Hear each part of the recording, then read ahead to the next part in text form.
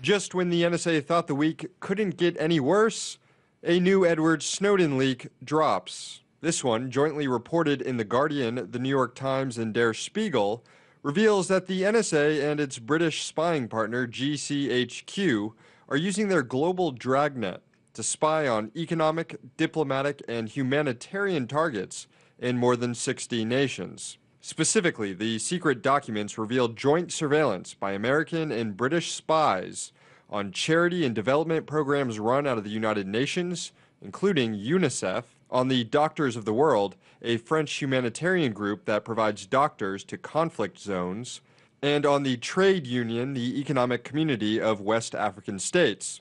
The documents also include Joaquin Almunia as a target of joint surveillance.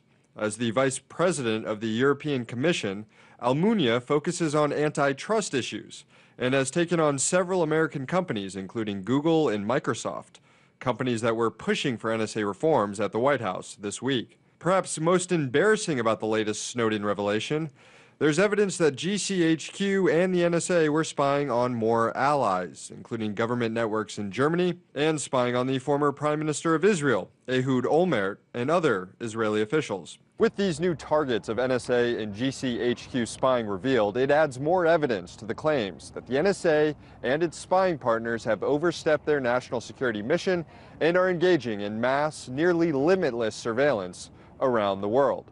The NSA has been not only violating the trust of its own citizens by conducting mass dragnet surveillance on innocent people, but on doing that to the innocent populations of allied nations. The man who is holding on to all of the Edward Snowden documents, journalist Glenn Greenwald, testified in front of an EU committee this week and argued that these disclosures prove that the NSA and partners are spying to gain economic and diplomatic advantages as well.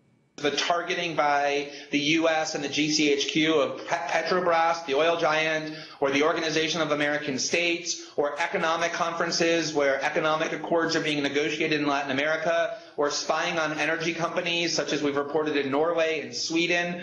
What a lot of this spying is about has nothing to do with terrorism or national security. That is the pretext. It is about diplomatic manipulation and economic advantage and essentially the accumulation of power. Now, the NSA has responded to this latest report by denying that it's engaging in economic espionage on behalf of U.S. companies.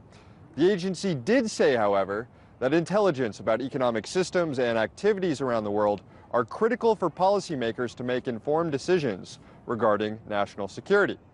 But then what exactly are the national security threats emerging from allies, humanitarian groups, and economic organizations that justify mass surveillance? Well, that's a question the spies won't answer.